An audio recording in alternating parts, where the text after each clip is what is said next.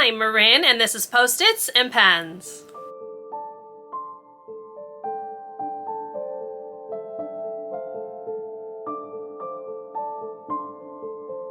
Hello and welcome to or welcome back to my channel. My name is Marin, and here you will find a little beauty, a little books, and a little teaching content. So if that sounds like something you might enjoy, I would love for you to subscribe and stick around and join me in my little corner of YouTube. Today's video is going to be my October reading recap, where I will take you through all of the books that I read during the month and give you my thoughts and final rating. So let's go ahead and get into the video.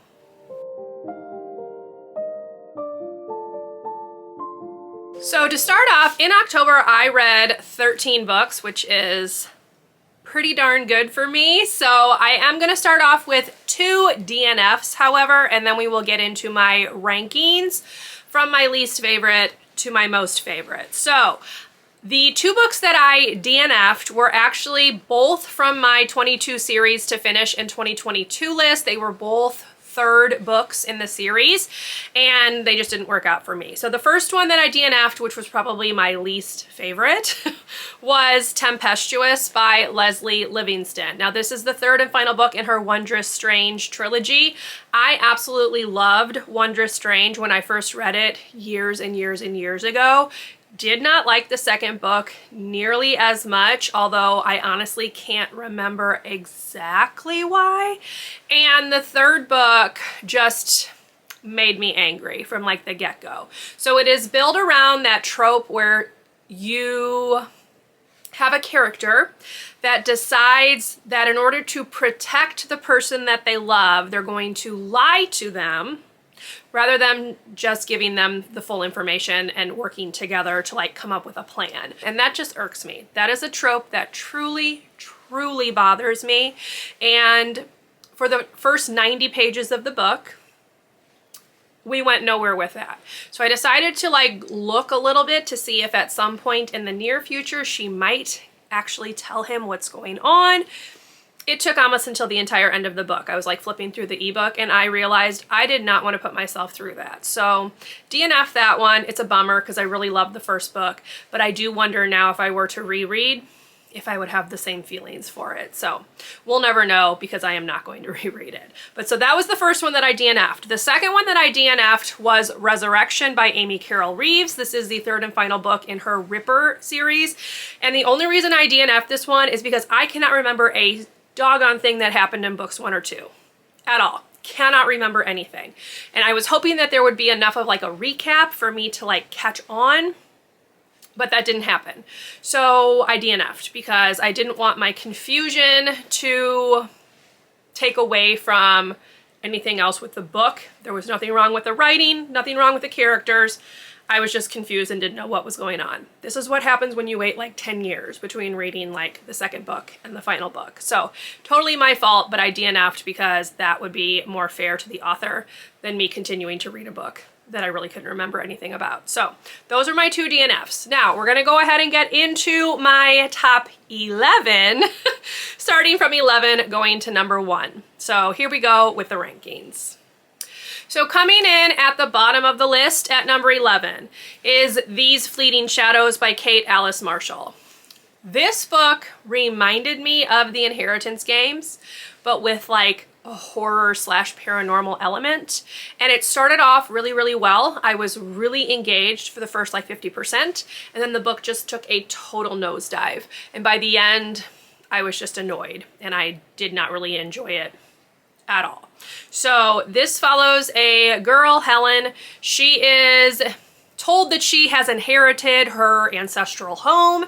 She moves in and a whole bunch of crazy stuff is happening. And she realizes that there is a lot more going on than what she has been told, than what people are like revealing even to each other, and kind of the role that she plays in that. So as I said, started off really, really well. Just didn't like the last half of the book. It was an absolute slog to get through. So I put it at 3 stars, but yeah, it was pretty disappointing because I was really looking forward to this one.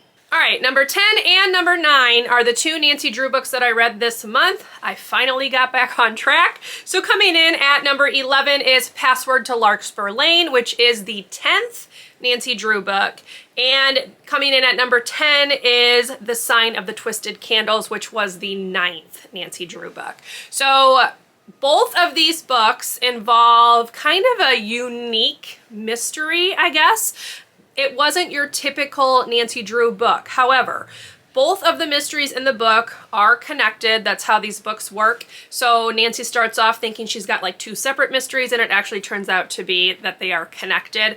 I would say Password to Larkspur Lane was the most over-the-top ridiculous. I actually quite enjoyed The Sign of the Twisted Candles. That one was set at like a old hotel where this old man has passed away, and there is like mystery surrounding his family's fortune and things like that. So that one I actually quite enjoyed.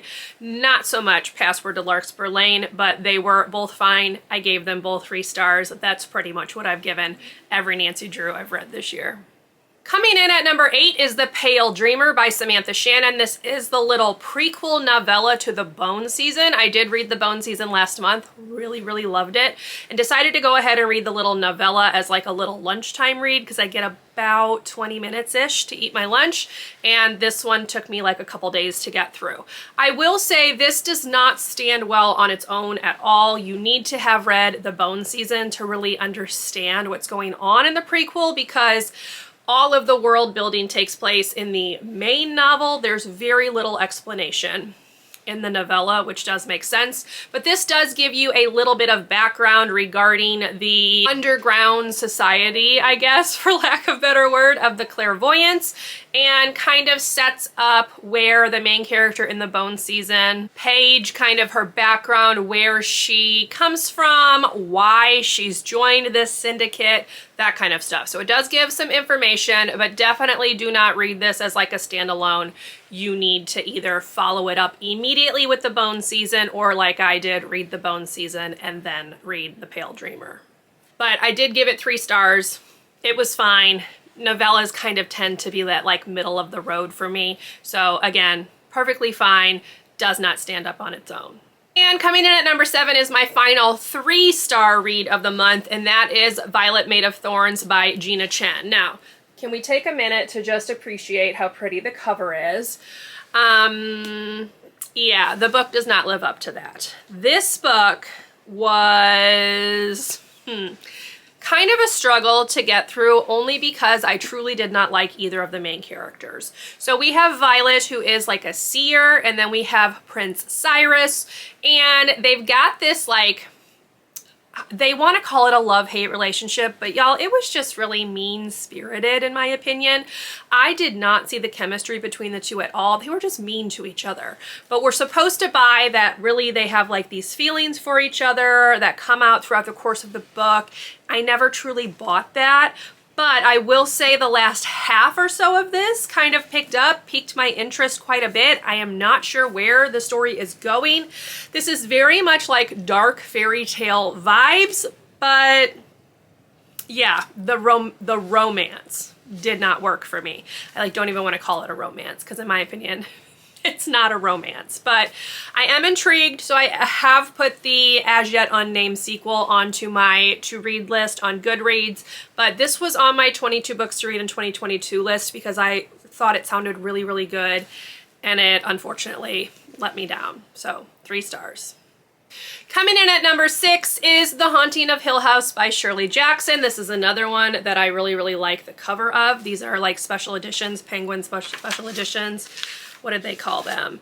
These are part of the Penguin horror series, and I did actually pick up the other 2 because I had this one and an Edgar Allan Poe like collection, and I went ahead and picked up the other 2 just because I think the covers look really nice and I think they look really cool on my shelves. But anyway, this story, this is a classic. So many of the books nowadays have some sort of takeaway from The Haunting of Hill House. So I really, really wanted to read this one to see what it was all about. I had like a vague idea. I've seen a couple of movie adaptations, but had never read the book. So in the end, I gave this one 3.5 stars. I was expecting more from this. than what it gave me. And that's my fault. That's not the book's fault. I just had heard it be talked about so much and people like hype it up so much that I was just expecting more. I feel like the hauntings in this book were kind of lackluster and monotonous, for lack of a better word, and this did not elicit like much of an emotional response from me upon finishing it. So yeah, I liked it. I'm glad I read it because so much is based off of it, but I personally was expecting more from it. I did do an entire vlog on this one while I was reading it, so I'll link that up above. But yeah, 3.5 stars. It was fine. However, I do recommend the Netflix adaptation because that was very well done. So I am glad that I read this so I could watch that, but the book by itself is just kind of okay. Then coming in at number 5 is the October pick for the Literally Dead book club hosted by Kayla at Books and Lala, and that was You're Invited by Amanda Jayatissa. This is set in Sri Lanka. We're following our main character whose former best friend is marrying her former boyfriend, and she decides that she's going to attend the wedding festivities and try to prevent this from happening. So this book is told kind of in like flashbacks and through police interviews. So Amaya is our main character. She flies to Sri Lanka to try to talk her former best friend out of marrying her ex-boyfriend. And when the day of the wedding arrives, the bride has disappeared. So Amaya is like the one that everyone thinks is responsible. So the story is basically unwinding what happened, like the lead up to the wedding, the day of the wedding, and it's told in these like bits and pieces, these flashbacks, and it was very interesting. I did not know what to think for the first half of the book. I would say it takes about 50% before you start being told precisely what is going on. That is where we have like a point of view switch to the best friend, and that kind of helps answer some questions. The one complaint I have about this book is that the author tried to cram too many twists and turns into the end. Like it was just like reveal after reveal after reveal, and I feel like she could have pulled back a bit and not had quite so many of those, but I still really did enjoy this. I especially liked the audio book, and I gave this one 4 stars. So glad I gave it a read. I actually have put the author's previous book on my want to read list because I'm curious to see what I will think about that one as well. Coming in at number 4 is a book that I was a little nervous to read because it has such mixed reviews and more negative reviews of late than mixed, and that is House of Hollow by Krystal Sutherland. Now, a lot of people really don't like this one, but y'all, it worked for me. Now, I am gonna say up front, because I think this is what helped me kind of get into the right mood for it. This is not your typical horror book, and I think that's what a lot of people think it is going into it. This is a book about the Fae, so I'm just gonna throw that out there, okay? This is a book about the Fae. Knowing that, I went in with the right mindset to really, really enjoy it. I typically do enjoy books about Fae. Now, I have not read a whole ton of them of late, but like back in the day, that was my jam. So I do think that that knowledge kind of prepared me a little bit for the story. The complaint that I hear about this book from a lot of other people is that they enjoy the first half and they don't like the second half. I didn't see that. I didn't feel like the writing like went downhill at all. I felt like it was very similar throughout the entire book. Had really creepy, kind of uncomfortable vibes. You really were not sure what was going on for a good portion of the book, and when truths come out, you're kind of taken aback a little bit. Now, I will say I didn't love the ending, but it was fine. It worked. I understand why the author did what she did, and I am giving this one 4 stars. So I personally really liked this one, but I can also see why some people did not. Coming in at number 3 is another final book in a series, so yay, I finally finished one, and that is A Cold Legacy by Megan Shepherd. This is the 3rd and final book in her Madman's Daughter trilogy. So this book follows Juliette Moreau, as in the daughter of Dr. Moreau. Each of the 3 books in this series kind of pull from classic tales. So the first book obviously pulled from the Island of Dr. Moreau. The second one pulled from the story of Dr. Jekyll and Mr. Hyde. And this third book pulled from Frankenstein. And I really enjoy this series. So this is a YA horror series. That's what it is. And Juliette can be irritating. So let me just say that. A lot of people complain about her. I get it. She can be irritating. She's stubborn. She's strong-willed. She thinks she's right. She makes bad decisions some of the time, but that's kind of what I think makes her interesting. And I feel like that was particularly the case in this third book. She truly made some not so great decisions, but you understood why she was making them. I also kind of liked the little secret that came out about her history, and all in all, I liked being able to see her in Montgomery and her little group of people kind of come together and really do like the found family thing, because I feel like that was much more prevalent in this third book than it had been in either of the previous 2. So I did enjoy it. The one thing I will say is that this book felt like 4 stories in one almost, because like you would have one conflict, it would get solved. You would have another conflict, it would get solved. You would have another conflict, it would get solved. And I didn't feel like they were particularly intertwined, but I still really, really enjoyed it, particularly the atmosphere, the vibes, kind of that gothic horror feel. So really, really enjoyed this one. I'm giving it 4 stars. I would highly recommend this series if you at all are curious about it. Coming in at number 2 is the book that I just finished not that long ago today, and that is Ptolemy's Gate by Jonathan Stroud. This is the 3rd and final book in the Bartimaeus trilogy series, and this follows Bartimaeus, who is a like a genie, if you will. He has been forced into the service of a magician named Nathaniel, who refuses to let Bartimaeus go back to like the other world, because Bartimaeus knows Nathaniel's real name. And this is like a danger because real names have power and you can use them against each other.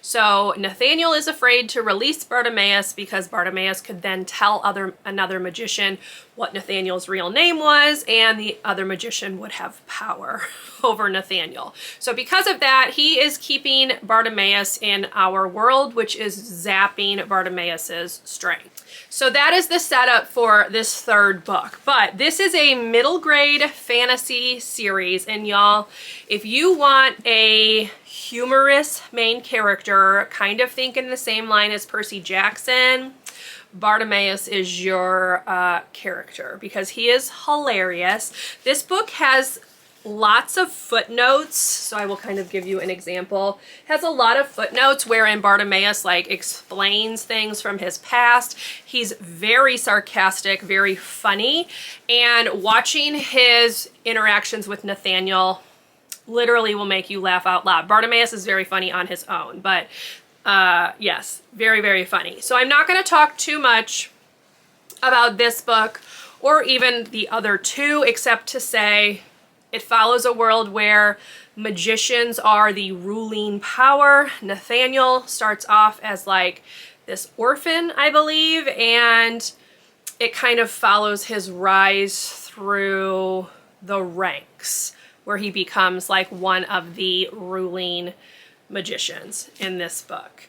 And the first 2 just follow their adventures, and this third one was a really great finale. So I really, really loved how this one wrapped up. So glad I finally gave it a read. I'd forgotten how funny Bartimaeus actually is. The audiobook was very well done. He does intersperse the footnotes into the narrative of the audiobook, so you didn't miss out on anything.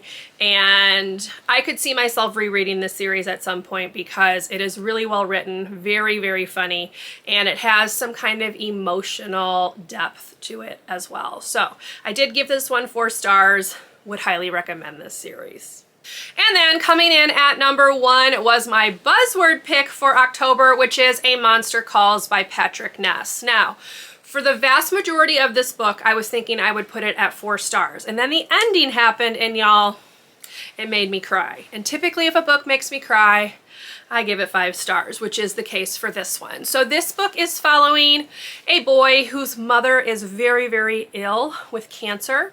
And the boy is feeling all kinds of feelings: anger, grief, he's very anxious. He's afraid about what's going to happen. He's very lonely. He's isolated himself from like everyone around him. And it's kind of following his day-to-day life. And suddenly this monster shows up.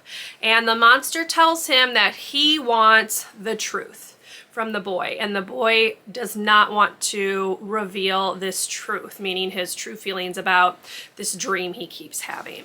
And you go through the book as the monster continues to show up, tell the boy stories from his past, and you kind of watch how the boy kind of falls apart a little bit as things with his mom get worse and worse. So this is a story first and foremost about grief, like that feeling of just being lost and unsure of what to do because something so drastic has happened in your life, how isolating it can be when you have a family member that is very, very ill, and kind of the public's reaction to that.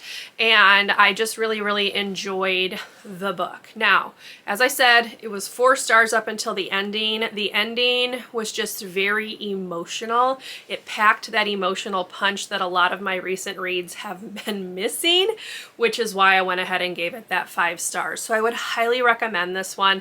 There is also a fully illustrated version, which I did not read, but yes, very much enjoyed this. It had been on my Kindle for a very long time, and I'm very glad to have finally get it read. So there are all of the books that I read in the month of October. Now we're going to go ahead and wrap up with some stats. So I'm going to be looking down, apologies. But in October, I read 13 books. This ties me for the most books read in a month with my February total from earlier this year. So yay for that. And it came out to a total of 3,362 pages. Go me. I also read 6 ebooks, 5 audiobooks, and 2 physical books. And I actually read 5 books from both of my 22 blank in 2022 lists. So I had a book from my 22 books to read, and I had some series books from my 22 series to finish. So very, very pleased with the progress that I was able to make, especially because if you watched October's Wheel of TBR, I got a lot of books off of that were not from either of those lists. So I was able to squeeze in books from that list. 2 of them were DNFs, which was a bummer, but we'll take it. So very pleased with my reading for October. We'll see if I can't carry that over into November, because I do still have quite a few books off of those lists to get read before the end of the year. So we'll see. We'll see how we do. Anyway, if you enjoyed this video, please do leave me a thumbs up. Consider subscribing to my channel if you would like to see more from me, and I will see you in my next video. Bye, everyone.